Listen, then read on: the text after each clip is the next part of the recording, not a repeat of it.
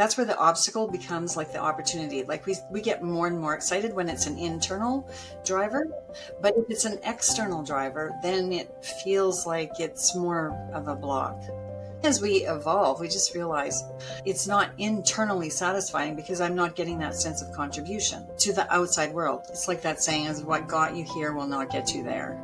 It's like I'm noticing that I'm putting a lot of effort into things, but I'm just not getting the same results. It's hard to be exhausted when we're really in purpose. If we're going to have a new experience in the world, we have to see the world differently. When we get hyper-focused on what's stressing us out, it's kind of like putting the plug in the bathtub and putting the water on. When we are more aware, we're able to see things as possibilities versus problems.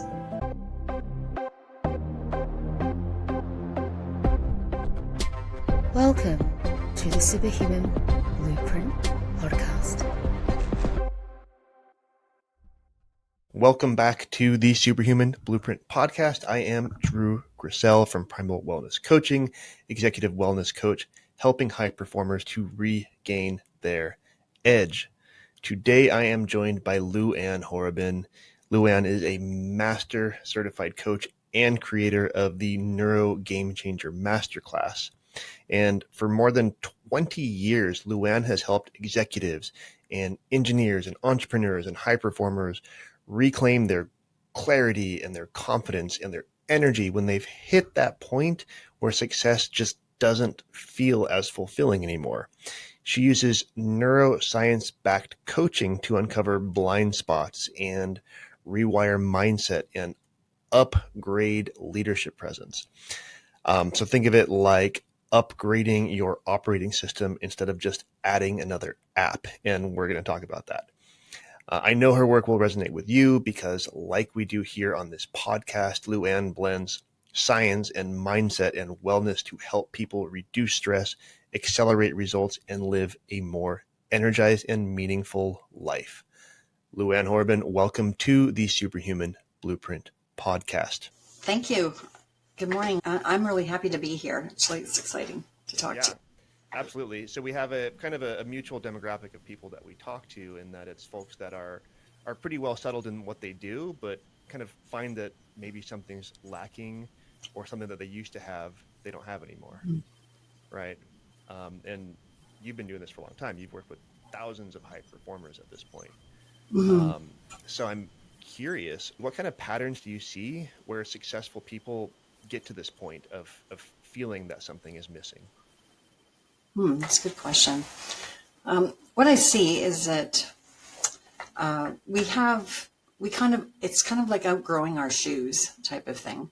We have a certain level of success. We're inspired by certain things, and then it becomes less stimulating. And I think it's what happens at certain times is we have beliefs actually that become a ceiling for us. And so at some point we're excited, and then we reach our ceiling.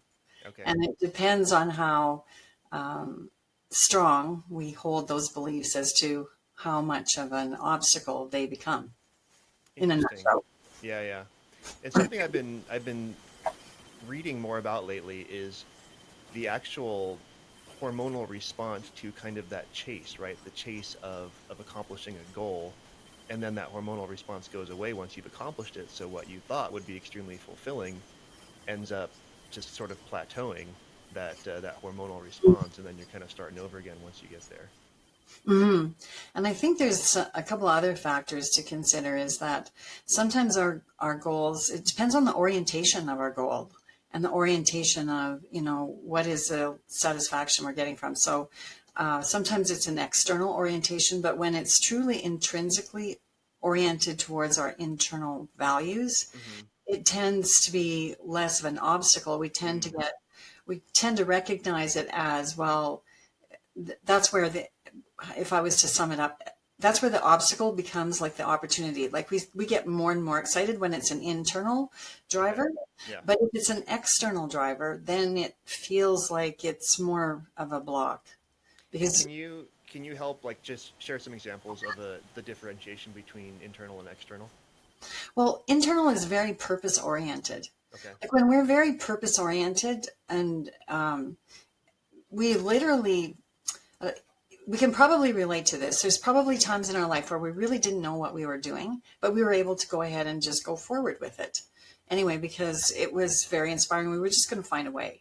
That's an internal goal because it's very aligned with our values. So it's a bigger purpose. It's outside of ourself. Okay.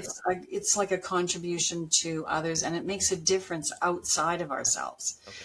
An external goal often is more self-oriented and more self-beneficial, which is important. I mean, we need to have both. But if it's driven by a more of a self-oriented purpose, like let's say, for example, if it's interesting because sometimes this becomes very apparent in career. You know, we might pursue a career for one reason or another, maybe because it's a family thing or because we feel it's stability or something of that nature. But then as we evolve, we just realize, like, oh my goodness, like it's not internally satisfying because I'm not getting that sense of contribution to the outside world, which is why so many times a lot of this obstacle and block occurs after we've had a bit of time in that first career, like maybe 10 or 15 years. And then depending on how far away we are from our inner goals, depends on how big that obstacle feels like and how deep we are into it, because there's a lot of other factors to consider. Yeah. Mm-hmm. What if you could wake up with the energy and focus and drive that you had 10 years ago? And yes, I am talking about your libido too. There are too many high performers that are running on empty and burning out and losing their edge. And that is why I created the Superhuman Blueprint Transformation Program. This is the same protocol that executives and top performers pay me thousands of dollars to coach them through. But I've made it available online to you at a fraction of the cost. And so in just 10 weeks, you will learn the exact strategies to unlock lasting energy and reignite your sex drive and reclaim your physique, sharpen your focus, and feel unstoppable again. So if you are ready to stop coasting and start performing at your best, the time is now. Go to primalwellnesscoaching.com and use code podcast, because for being a Superhuman Blueprint podcast listener, I am giving you 10% off. Again, primalwellnesscoaching.com, use code podcast for 10% off. All right, let's get back to our chat with Luann. Do you find that people have any kind of warning signs that this is happening? Like any specific indicators that you've had people communicate to you over the many dialogues that you've had? I think, to be honest, it kind of creeps in. Okay. Yep. That's exactly. So the clients I work with, I work with lifestyle and fitness and nutrition and all that stuff, but kind of the same idea, people losing their edge, and it's the same thing. It just sort of creeps in. And it creeps into them, becomes a point where it becomes when I'm working with people, it's become to the point where it's getting to be costly. It's stressing them out. Yeah. It's more stressful to be in it than it is to change it, although the change feels very distant. Like it feels like my real goal is very far away. Yeah, that makes sense. And so, something that we look at in kind of our initial conversations is just you're losing something from maybe a very personal and spiritual and emotional and mental standpoint, but you're also, if we're talking about high performers, they're losing from a financial standpoint too, because if they're not motivated, if they're not showing up, and if they're losing that edge, if they're approaching burnout, then they're probably not producing the way that they used to produce on the job as well. That's very true. And so it's kind of like the vicious circle, because when we are oriented towards high performance, I guess we have a higher attunement to, let's say, achievement, financial goals. We're like super driven. And so when that starts to kind of diminish a bit, we also are super sensitive to that. Yeah. And it becomes extra frustrating. Yep. And that's where, I asked you about like early warning signs and maybe triggers people might see that might open their eyes to needing some coaching or some guidance along this path. And for me, the clients that I work with, a lot of the time it's just where they are at work, right? They're they're missing promotions, they're not closing deals, they know they're not showing up in front of their team the way they used to show up, things like that, and they're just kind of wondering what's going on and trying to figure it out. Yeah, I would agree with that. It's also noticing that it's like that saying is, what got you here will not get you there. It's like I'm noticing that I'm putting a lot of effort into things, but I'm just not getting the same results. But I'm also not as intrigued. Like it used to be like, get the sparks kind of going, the zest kind of going. Yeah. And then it feels like I'm working, not really getting the results, but it's also not satisfying me. Right. So I think that the biggest gap where it becomes more unbearable is when I start recognizing that lack of satisfaction. Yeah. So what can someone do to make a shift before they hit that crisis point of just being, we'll just say, burned out? I think the earlier a person recognizes it, I think, and what I mean by recognizing it is like that internal awareness, having that sense of just being able to recognize our own energy. And then, and this is the interesting part, when we can recognize our own energy, sometimes when we're, as I would call it, more externally oriented, it's hard to shift out of something that just doesn't seem to be on track, kind of thing. Yeah. Because there's a driver. And here's where, if I could go back to beliefs, like beliefs are real strategies. Like, they don't have a sign on them that says I'm just a belief, right? Yeah. They say they feel real. Like there's a real reason that I have this going on. And so I'm feeling like I've got one foot on the gas and one foot on the brake. That is actually one sign that things are starting. There's something in your way, like, and it's more a mindset oriented type of thing. So are they feeling like they're getting in their own way, or just that there's just something? I don't know that it's always articulated as or recognized as getting in my own way. Okay. More, I think sometimes it is. I think that's a very good point. But I think actually also what I hear is it just feels like what I'm doing is just not working, and everything I've tried. So quite often they've tried a lot of things by the time they've really reached that point of frustration. Okay. They have tried, quite a few things, and they're just thinking like, this isn't working. So it's that point of frustration, that awareness, and being able to recognize it from an intuition sort of perspective. What kind of things would people generally kind of be their first go-to where they've tried it and it's not working for them? Well, often the first go-to is, we go to books. And we go to other resources. Sometimes we go to like a training program, something like that. Yep. So we seek knowledge, and that's actually, there's nothing wrong with seeking knowledge. It's just that when it's internally oriented, when it's actually not aligned with your values, it's like seeking knowledge is kind of like, it's called horizontal development. It's like adding an app to our phone. It definitely helps, it creates a purpose, and it definitely serves a purpose, provides a benefit.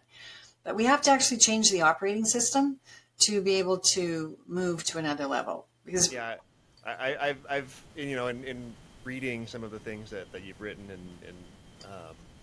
and listening to other interviews with you, I've heard you make that analogy with the operating system. So let's talk about that. So the upgrading of the operating system versus the adding of apps. Yes, because when we add an app, it's still operating from the same system. Yeah.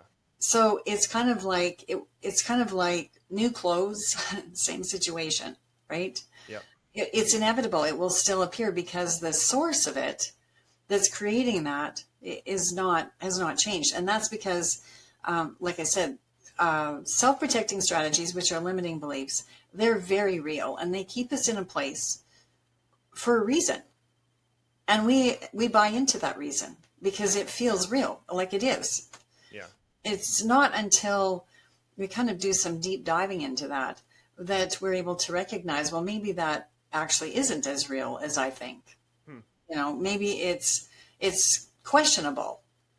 That's the first point of awareness of possible change, when I think, well, maybe I can question what I truly believe to be true. Yeah. Do you have any examples of that specifically, where someone is just trying to add knowledge or add skills, but not really looking deeper than that, and just not being able to get where they need to go? Mm-hmm. So I'll share an example. This is sort of, I could say more than one times I've worked with this example where there's a point where a person reaches where they're wanting to achieve and excel more. So they tend to go into it from the familiarity of performance. Okay. Like, if I work harder, if I do more of this, and, if I maybe learn some new skills, take another course, add another credential, whatever that is. And all of those things are valid. I mean, they're valid knowledge, right? Yep. But the bottom line is, when we need to change our presence and our being, we're still going to get, basically what we did is we just put ourselves on the treadmill. Okay. And when we did that, we didn't actually change the perspective that we're working from. So the perspective that actually goes into that and sees, I actually accomplish more when I approach it a different way. When I, am, let's say, for example, when I'm rested and I've taken more time to myself, I'm way more productive. I make better decisions. Yeah. And the progress escalates, type of thing. But actually, when I take that time for myself, I'm more aligned with my own values. So I'm operating from a different place. So the first place is kind of externally oriented. And the second place is more aligned internally oriented, because when we're internally oriented, we have almost, I guess what I call it, we have an endless supply of energy. It's very inspiring. Mm-hmm. It's hard to be exhausted when we're really in purpose. Yeah. Because it's a whole different place. Yeah, that's when you're excited to go and not just because you feel like you have to. Yeah. Yeah, so that's the shift. Like that's a mindset shift. And so looking at what is it that keeps a person continually striving in that particular form? And usually it's a particular belief, like this is how I achieve success. Or let's say sometimes it's income. I know my income is coming from this place, but I'm not so sure that if I take this different approach that I'm going to be able to create the same income, because that's not the approach that has worked before. Okay. So it almost feels like, especially to a high achiever, it almost feels like, how do I take sometimes I've heard people call it as, how do I take the slacker approach? It's not really the slacker approach. It's just a more an inner approach. Yeah. But then once they see, oh, you know what, that's truer to me. That's actually more authentic to me. I actually get to be more authentic in my relationships, and everything I'm doing in my life is more aligned. So then it becomes more energizing. Then they can start to see, but it does take a shift to get there. Yeah. That's probably a long way of answering your question. No, absolutely. And I love it. And, you talked about taking time for yourself, because, that's where you can then build yourself into the person that you want to be to show up where you need to show up. And, before I hit record, you and I were just chatting at 6:30, or when we met, it was 6:30 in the morning where I am. And you said, oh, you're a morning person. I said, I'm not a morning person, but since I had kids, I wake up very early because I need me time. Yeah. I get it between 7 a.m. and 9 p.m. There's no me time in that window. So I wake up at 5 in the morning and I get a couple hours of me time. And I've told my wife, I am a better parent and a better husband, and I love myself more when I take that time. If my kids are dragging me out of bed in the morning, I don't show up very well for them. But if I'm awake and I've taken care of myself and then they wake up, I am fun, I'm happy. It's a different me. And that's so true. So basically what I hear is that is a way of seeing a different perspective. Like I've often thought, if we're going to have a new experience in the world, we have to see the world differently. Yeah. And we actually have to, it's what we see, not just what we look at, but what we actually see. We interpret it differently. Mm-hmm.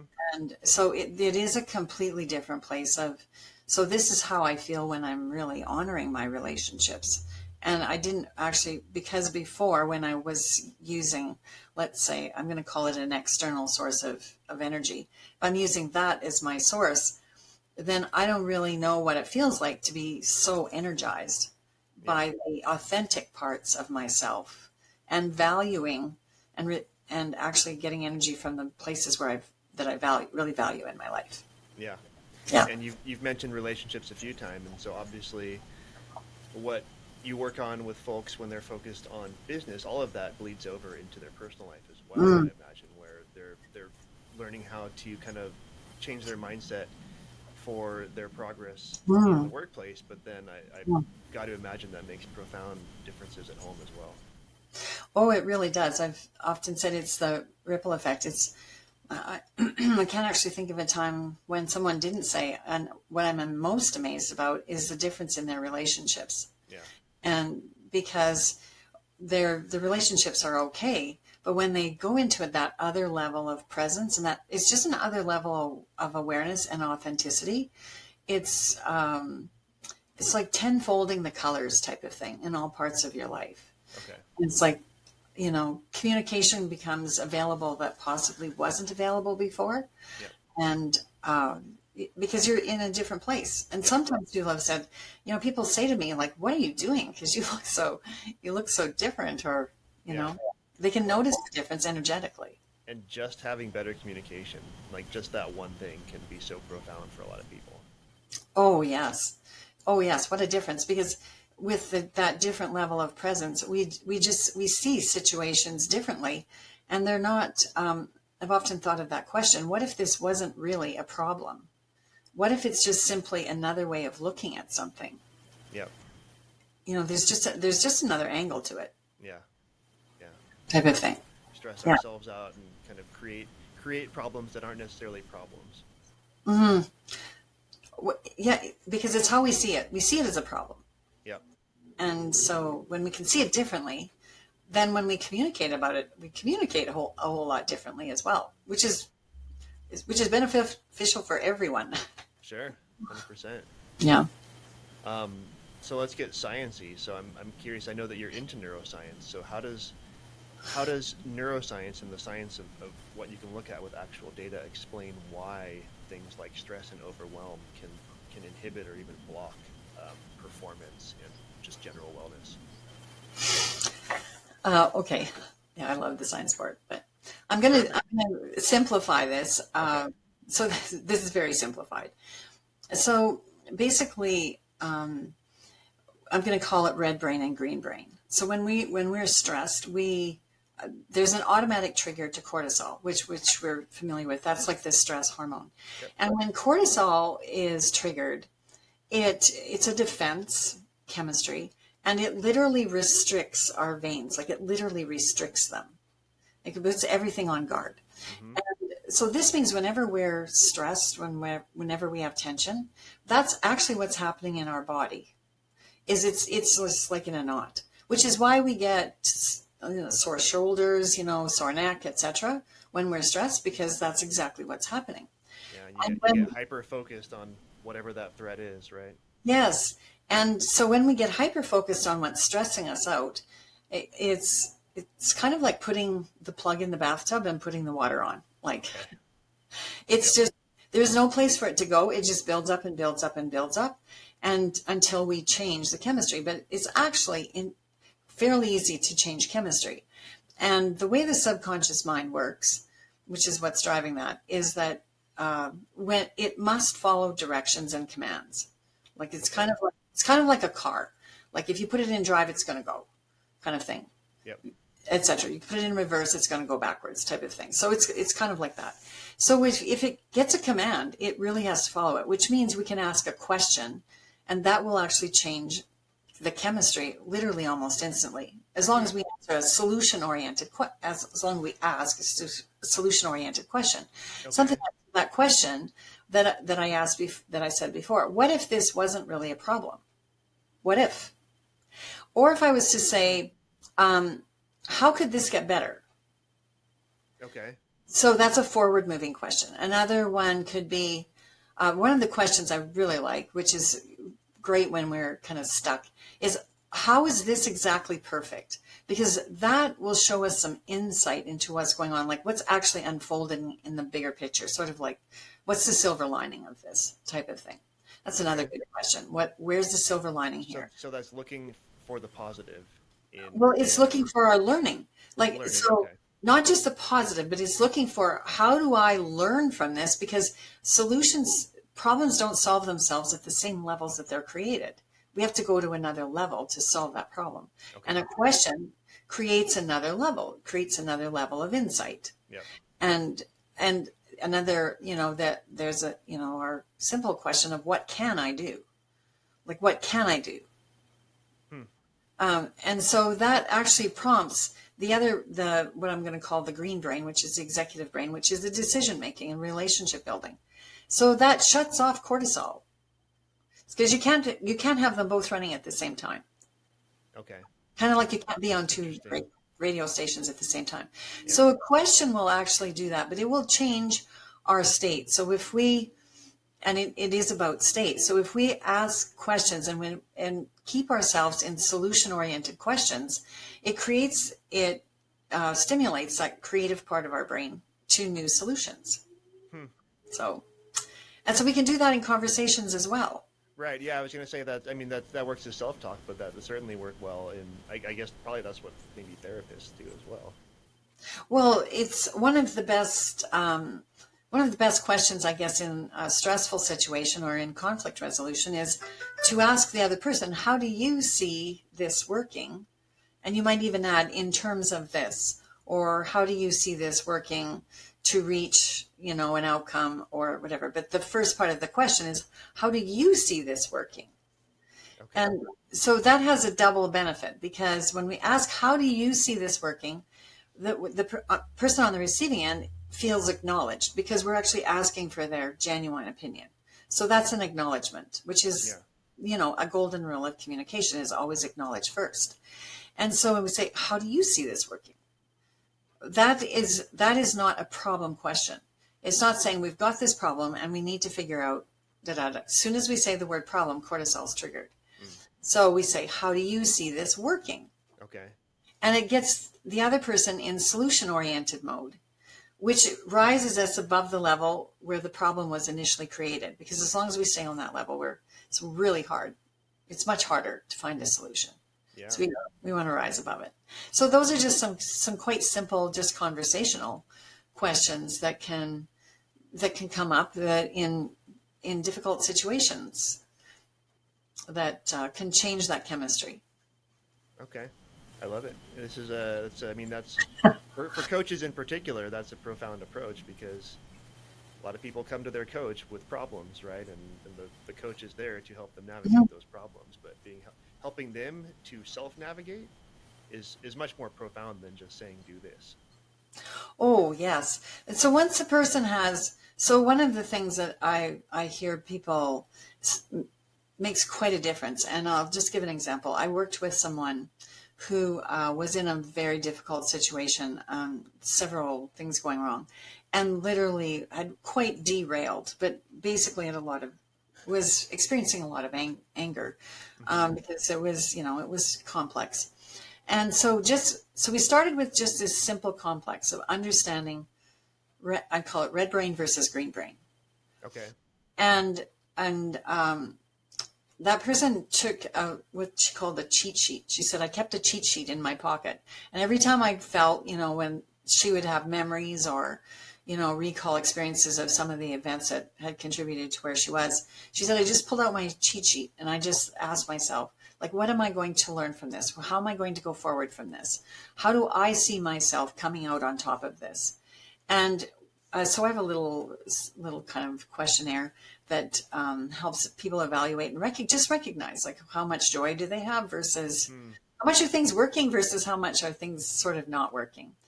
And she changed her outcomes over 50% in about 10 days. Whoa. But she said, she was pretty rigorously determined, because she was in a really hard spot. And she said, I just don't want to be here. Yeah. So that's what she did, just quite regularly. And so then once you start experiencing, the difference between the red brain and the green brain, then you think, well, it's not hard to tell which one you prefer, right?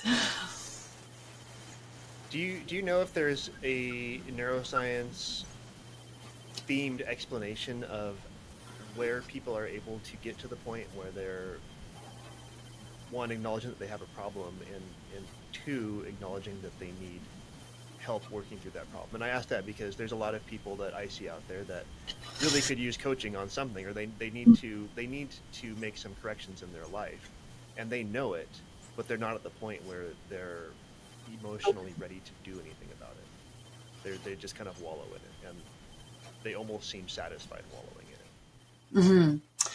I think that's where there's a perspective on it. It depends on how much a person is recognizing or wanting to create something different. So there's a point sometimes where it does. So there's a point where it does feel like things do happen in life, and I'm not discounting that. There are things that are really, really difficult, and they're really challenging. And it takes literally everything we have to work with those things, and not feel overwhelmed by them, because they're very challenging. They're very demanding. And so that is why, so at that point, when I'm feeling like the outside world is bigger than me, it becomes a point where I don't want to feel that way. I want to feel like, how can I get into this world? Okay. And so sometimes that feels far away. Like they just don't see how they can possibly do that. But there needs to be a point where they say, I want to find a way, and I want some help finding a way. Yeah. So there's a bit of a shift there, but I always, I recognize it's not an easy step to take sometimes. Right. Because that first impact of what's going on, that impact is very real. And it just takes a bit of, perhaps there's someone in their circle. Like I always think of, looking at the people in our circle. Do we have people in our circle that can encourage us, that can kind of, help? Yes, that can encourage us and help us see that, what we're experiencing there can be a different perspective. Yeah. Yeah. Yeah, I think about that a lot, particularly with like a spouse or partner. Just, are they enabling someone to kind of settle, or to even decline, or are they helping to bring them out of that? Yes, and I think I always acknowledge where someone's at, because, I think that there's certain things that are bigger triggers for us than there are for other people, right? Absolutely.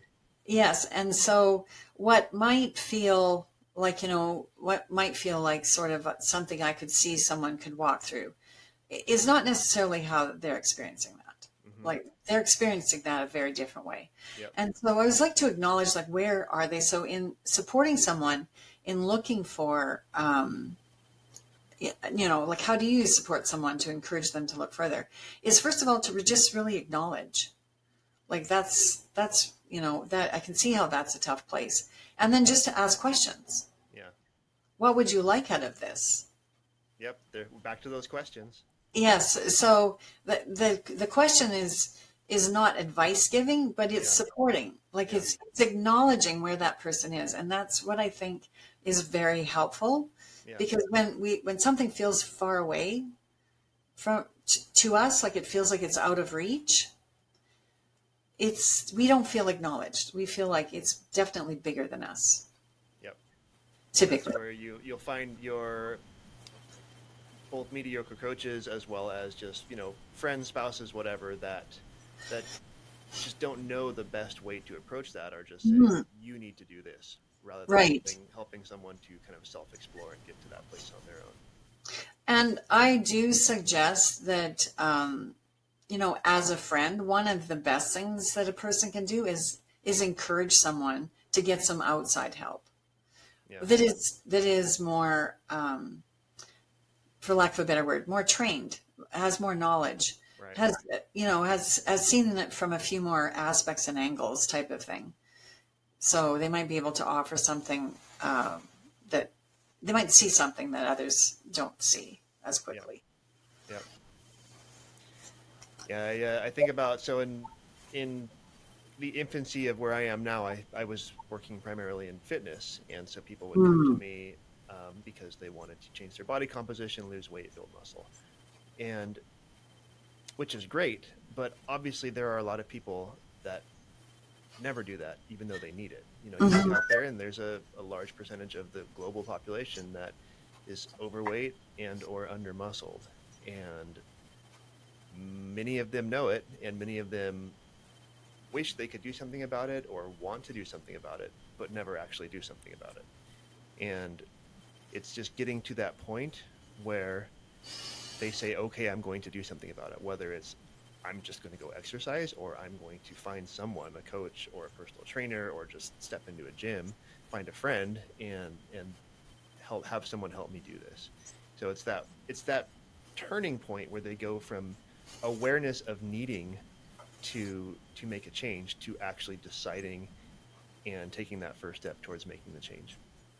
And I think sometimes that what I see is that, and I could say this even for myself, I've often not even recognized my own limiting beliefs. I mean, I practiced them thoroughly before I saw them. And so I think there's a point where a person, myself included, where I'm thinking, I think I've tried this several times, and I think that there needs to be a new outcome. Yeah. And that's so then I would look for something different. So again, because I ask myself, what do I need to do that's different? If I want different things, I'm going to have to do something different. What is that different thing? And sometimes that's a different source. Like I said, that's like changing the operating system, not the app. Yeah. And that's a good thing to keep in mind. Like, am I really changing how I view this? Am I changing how I approach this? Yep. Or am I adding adding a new skill is a good thing. It's just that I also need to change my approach, or else I will eventually end up in a very similar spot. Yeah. So because you've been doing this for quite a while, I imagine you've had a chance to see people along a pretty extensive part of this journey. So I'm just kind of curious how you've seen someone that makes a positive change in their life.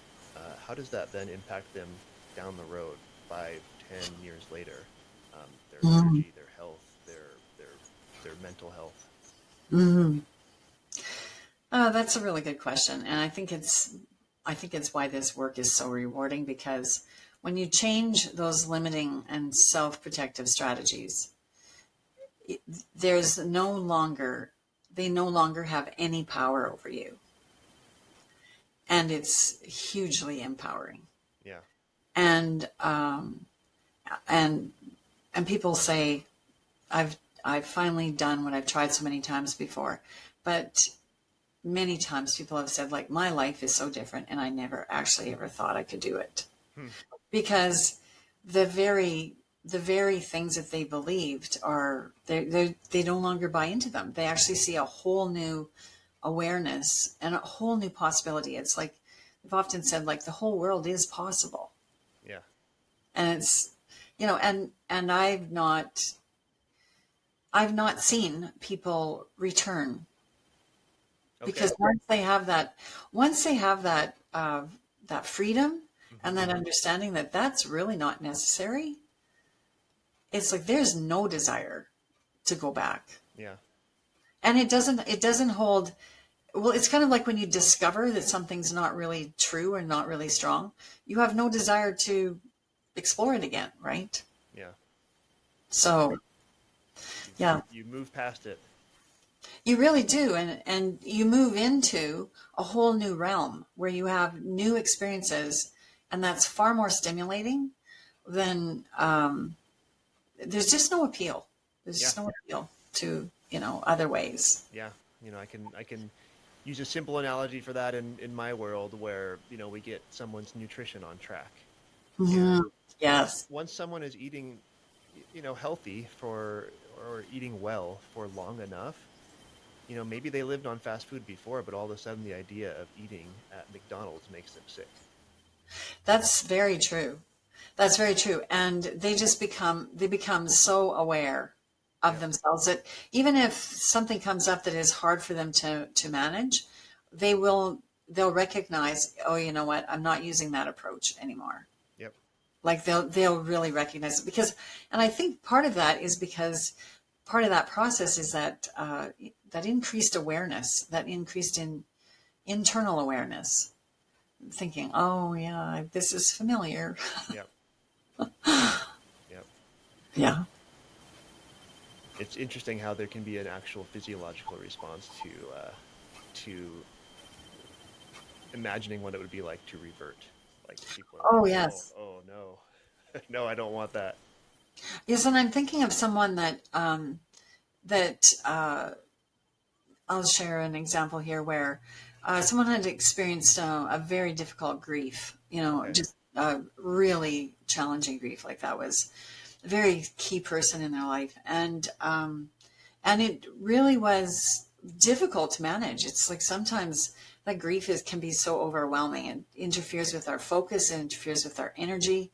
It actually interferes with how we feel physically, like, get physical health issues as well. So we worked through some of the processes of what their beliefs were that were associated with losing that loss and that person. And they actually developed a different approach to how they were managing it. And they actually, what they did was they actually they became an advocate for, another cause in their life. And they became completely inspired for the cause, and they switched around their health. But they said what they also realized with those same beliefs kind of filtered into some of their other relationships, which is always true because we're carrying them everywhere we go, right? And he said, like, I just feel like so much more of a valuable person to my whole family. Yeah. And yeah, That's deep. it's amazing. Yeah. Yeah. And I hear about that from time to time. You find people that are deeply entrenched in some charitable organization or something, and turns out it's because someone that is or was important to them in their life had some sort of connection to whatever that organization does. So basically they turn that energy into fuel, like that energy that was dragging them down. They turn it into a fuel that energizes them instead of pulls them down. So So flipping over to leadership, how do you feel that mindset and energy are able to influence someone's actual leadership presence? Well, because mindset is actually determining our perspective and how we view the world. Okay. Which it also is our filter for how we view people, how we view possibility.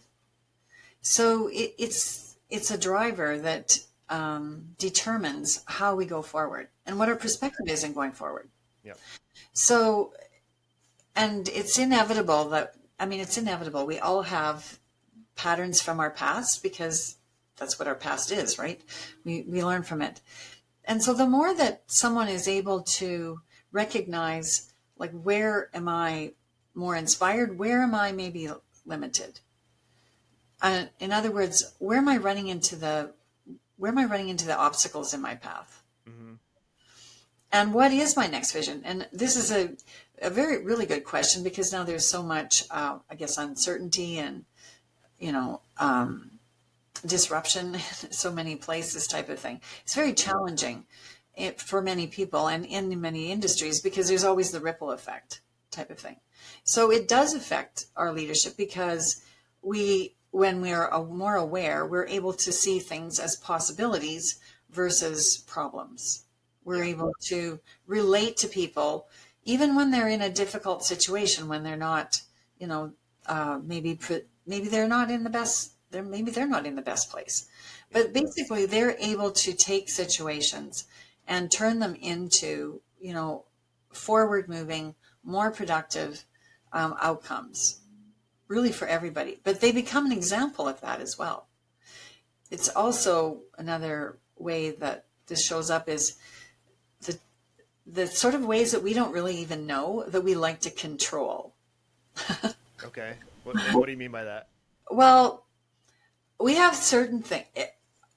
I'm going to say we, but it's my observation that each of us have things that we like to have a certain way. Okay, yeah, that's fair. We like this to be a certain way. And it's part of how we bring in data and we make decisions. That we have to have things this way so that we can bring them in. And these are the decisions that I make. And so this is how I go forward. And don't always take a closer look at what's in that perspective of how we need to collect our data. And so we have to be in control. So there's a situation that I noticed where a person liked to be pretty hands-on, liked, a lot of communication type of thing, and was very free at offering suggestions to other people as to like how they might do better. Yeah. And that over time didn't work really well. So their perspective was that, I'm helpful and this is what we need in order to achieve this goal. But it's probably not the best approach, but that was their approach because in their point of view, this is what we need. So in that place, our perspectives about control lead us to certain actions and behaviors and certain methods. We might not really know how that's coming across for others, but it's useful for us. Yeah. So another thing that mindset does is we also tend to recognize when we're in an I mode versus a we mode. So for in that particular situation, that person was in I mode. I'm going to help us. Yeah. But that's in an I mode. So I'm not really receiving, not really very much in we mode in receiving that. Yeah. So I think about that just out of nowhere. That kind of makes me think about my father. Love my father to death. He was an amazing guy, very smart, very encouraging, very happy, but he loved to give advice, unsolicited advice on everything and anything. And it was always, you should, or you need to. And so growing up as a adolescent and then as a teenager and then as a young adult, it was always like, no, I'm not going to do that just simply because you told me to do that. It was, if framed differently, then maybe it was worthy of my consideration, but framed as it was, I was just immediate resistance. No. Mm-hmm. That's so true. I recognize that as a earlier part of my life. If someone told me not to do something, especially my parents, then that meant I had to do it. And so my 6-year-old definitely thinks that right now. Oh, I can imagine. Yes. So it's a different approach. It's simply a different approach. Yeah. And I'm as a parent with young kids, learning to navigate how to have those conversations where it's, hey, I tell him to do something, he doesn't do it. So how do I have this conversation where we could get him to the point where he does something that needs to be done? Right. So I think as a parent, you become a master at negotiating. Yeah. Yeah. Yes. What do you feel like it means to be stuck on autopilot, and what do you do to find awareness of that?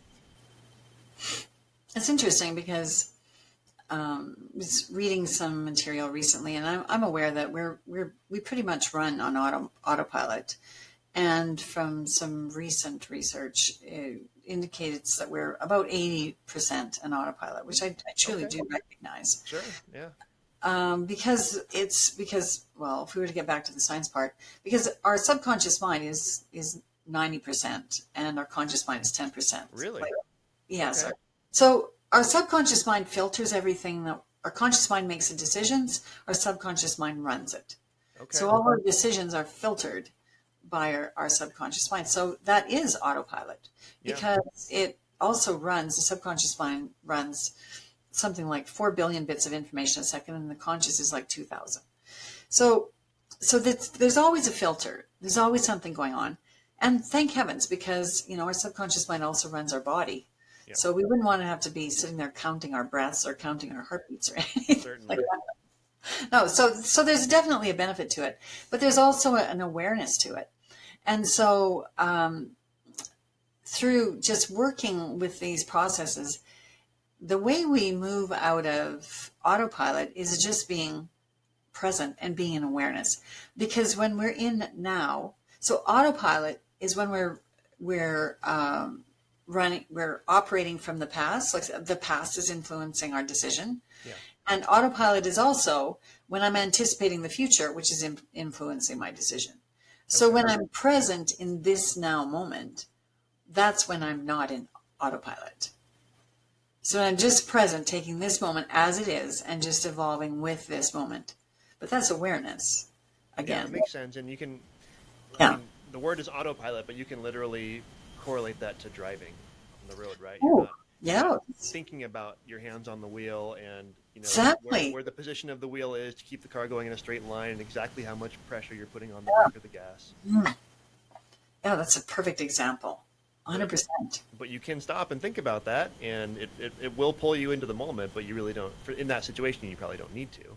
But then when that car in front of you brakes, then okay, autopilot flips into, you know, that fight or flight, right? You go into your emergency response mode, and then you get hyper focused on the one thing you need to handle in that moment. Right. And awareness has us see things, has us notice things that we might not notice on autopilot. Like if, to use your example of driving, if, you know, there's probably times that I know there's times I've driven someplace and I'm thinking, oh, I don't know if I even really remember how I drove there. Right. Because Yeah, my all the mind- time, I'm sure. Yes, well, my mind was somewhere else. But when I'm aware, I notice it. I just notice the trip more. I notice what's happening in the traffic. I'll see, you know, the brake lights come on. I'm like farther ahead type of thing. I'll see those little nuances. Yep. And I won't really notice when I'm in autopilot. So that awareness really helps us to shift that.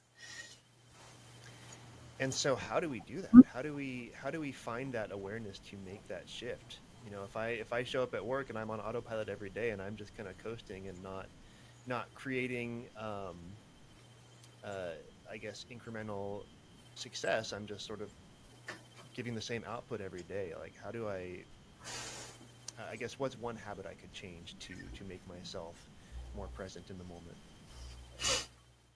Well, sometimes one of the ways you can do that is just kind of tune into, you know, just tune into your inner self. Like, what am I really thinking right now? What's really going on? Okay. And sometimes another thing I can do is there's like subjective and objective. I can look at the situation. So subjective is when I'm in it. That's when I'm often in autopilot. Like, it's like I'm in the stew pot type of thing.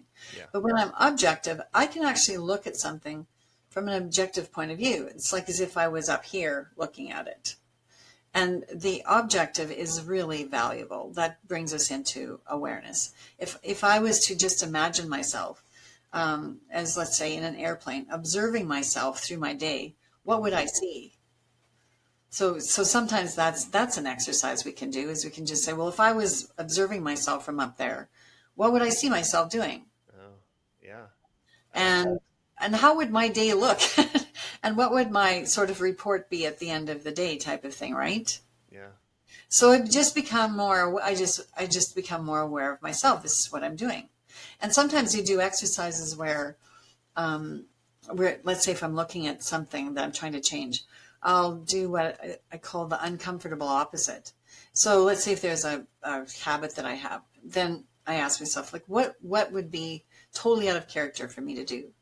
And so let's say it's something, it's like might be a type of communication that I don't usually have a pattern of. Yeah. And because one of the habits that I did need to change was I always listened. Like, I always listen, but you need to speak at some point. Right. And you have to contribute. So I became aware that, you know, I could listen forever. And it was very interesting and intriguing, but I wasn't really contributing. And I wasn't, and there were a lot of thoughts that I thought, well, I could have added that. I could have added this. A lot of hindsight, you could say. So my uncomfortable opposite was to make sure that I said something. I was at least the first person to respond or the second. Could not be later than the second person. Yeah. That was uncomfortable because I felt like as if half the time I was speaking into something that I didn't already have the information, because my belief was I had to listen to the whole thing before I would know what was going on, right? Okay, right. But I can speak before that. I can say, well, this is what I understand. Is that correct? Or so on. Like I can speak before that. I don't need to Yeah. do that. Make it more of a dialogue. Right. Yeah. Yeah. So that's just one example. And sometimes, so then for the person, when the person who's like really working hard and trying to be present, so an uncomfortable opposite for them is to just stop and be present. Like go take a 5-minute break. Yeah. That's I preach that one a lot. Yes. Go outside, feel the breeze, look at the clouds. Exactly. And then notice what's the difference. Like, what's the difference? What is different when you come back? How do you feel? How do you approach your things? What, if you were to look at that same situation you were working with when you left, what's different when you come back, kind of thing. Yeah. So yes, that uncomfortable opposite really brings in that awareness of that autopilot, as well as the look at yourself from above, or picture yourself like another thing you can do is like picture yourself in a video on the wall. If you saw a video of yourself on the wall, what would it be doing? Huh. Kind of along that similar vein, something that I've seen people around me do, and I've dabbled in it myself. And so speaking of autopilot, so, Microsoft now has their AI Copilot. Right. And you can take Copilot, at the end of your week, or anytime really, and just say, hey, go through, if you use Outlook, for example, go through my Outlook and look at my calendar and look at all my emails and summarize my week for me. And all of a sudden now you have this sort of external thing saying this is what you did and what you accomplished over the week. And sometimes it's like, oh, I had a really busy week, but I really didn't get very much done. Oh, isn't that true? Yeah. It's really interesting. I mean, that's just, made me think of that external view, right? Mm-hmm. That's a really good point, because another thing that brings us awareness is when we look at our calendar and we just think like, why is this in here? Yeah. Busy people must do that. Yes. So what does your calendar tell you at the end of the week? Yeah. That's what did you spend your time on? And did you need to spend your time on that? Yeah. So there's a few ways that we can adjust that. Yep. But so in kind of following some of the things that you speak about, you do talk about helping people to design their compelling future. So can you talk about that? So first of all, we start with what ideally do they want in their future, and where are we at? Okay. Or where are we at right now? Yep. But then when we're designing our ideal future, there's a lot of values oriented exercises in there to see, there's one thing that we think we value, and sometimes our actions don't validate that value. So let's say maybe I'm quite income oriented, or I really feel like as if I need to be more aligned with my income, but maybe I'm not really practicing daily practices that would really support that. And maybe there are other values that come forward. So maybe I have certain expenses in certain areas that don't really support, my income in other areas. Okay. So where we actually take action and what we actually do is reflective of what we are seeing our values as, but it's also reflective of where that conflict is within ourselves. Mm-hmm. So there's the values that we have internally, and there's how we express them. And then we look at, so how do we close those gaps? Right. And what is but then I always go to the operating system.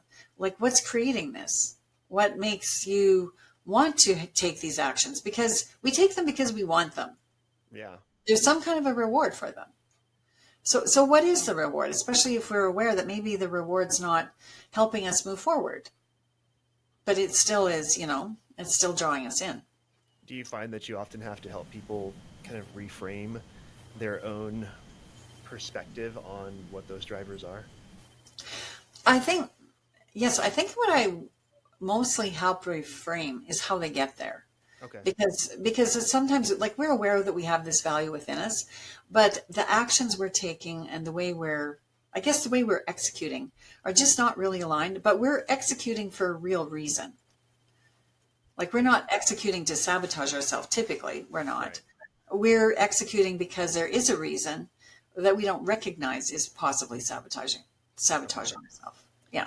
And when you look at what a compelling future is, how far out are you generally looking? Is it like near term, midterm, long term?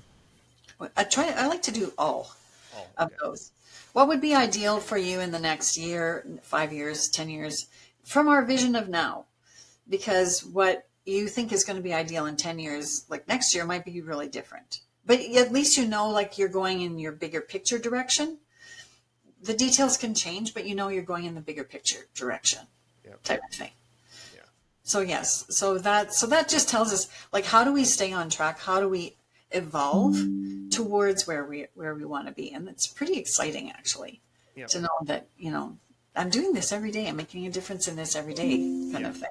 100%. Yeah, I think about with my clients, a lot of them start with, well, I want to fix this now, right? Either Yeah. I want to, when it was fitness and whatnot, it was, I want to, whatever, I got a wedding to go to in 3 months. Yes, Good. yes. Or now it's really just like I'm stuck right now. I'm losing my edge. I want it back right now. Yes. Looking at the long-term vision where it's like, okay, the person that wants to lose weight right now, okay, well, cool. Well, what about in 30 years? Do you want to be healthy and do you want to be able to walk and move? And, if you got grandkids, pick up your grandkids or pick up your dog, or if there's some sort of urgent situation, do you want to be able to jump up off that couch very quickly and get out the door? Right. Like what's important to you? Or do you want to be overweight and at risk of all kinds of diseases because you're in a constant state of inflammation? Or do you want to even keep up with your grandkids for the whole day? Honestly, that was a big motivator of mine. I am just about 43. I have a 3-year-old. And so he was born just before I turned 40. And, I was thinking about that and I'm like, okay, so he's born when I'm 40. If he has a kid when he's my age, I'll be 80 when this little baby's born. Like, I don't want Right. to be decrepit. I want to be spry and fun. Exactly. Yes. That's a really good approach to think about. I mean, those are intrinsic goals. Like they're intrinsic reasons that keep us inspired. Yeah. And we want to do that. So we don't get exhausted, and we're not likely to get burnt out. It's very unlikely we will get burnt out from those goals, but we will get burnt out from what I call external oriented goals. Yeah. Yeah. Because it's not refueling us Right. as much as our inner goals are. Yeah. All right. Last question from me today. So on the subject of creating a compelling future, what is one thing our listeners can do today to help them along that journey of creating their own compelling future? Well, one. I'm always thinking of several. So one thing that we can do today is we can say, like, how am I aligned? So ask the question, how am I aligned with my compelling future today? And how am I going to be one step closer to my compelling future today? Okay. So just how am I aligned and how am I going to be one step closer? So ask the question, because your subconscious mind will take that and will also show you internally. You'll get a sense of, okay, well, I'm more of this, a little bit less of that. So it starts with the question. That's the awareness. Yeah. I would suggest. I like it. I like starting with the awareness, but then taking it one step further and saying, okay, what's my awareness of this and what's the first step I need to take along this journey? Mm-hmm. What's my next step? Yeah. What's my next step? Yes. I love it. And if you want a second step, I would picture it on the wall. I would picture you doing it on the wall. How do you mean? So when you're picturing your compelling future, like when you look at a wall, just image yourself like as if you were in your compelling future, because that makes it objective. But the other thing is that actually really resonates in your subconscious mind, because your subconscious mind doesn't know the difference between what you're picturing and reality. So when I look at that wall and I see a painting of myself sitting on a throne with a tiger sleeping by my feet, then I can take a step along that journey. Well, you could. If that was your wish, yes. If that was your wish, yes, you could do that. No, no, I like it. I love the visualization exercise. I think it's really powerful and underutilized. Well, it's hugely powerful, but the question starts first. So, yep. First and second. I love it. Well, Luann, this has been a really fun conversation, and I will link to your contact information on the show notes, so listeners today can find you coming to the show notes at the superhumanblueprintpodcast.com. And I really appreciate all of the time today and the education as well. Oh, it was really a pleasure. I totally enjoyed it. And thank you so much. I really appreciate the work you do. And I appreciate all the effort that you put into to create the podcast towards your audience, because it definitely takes extra work, and it's definitely a benefit to your audience. So thank you for that. It is a lot of work, but it is also very fulfilling. Yes, it is. Awesome. Thank you so much. Thank you, Luann.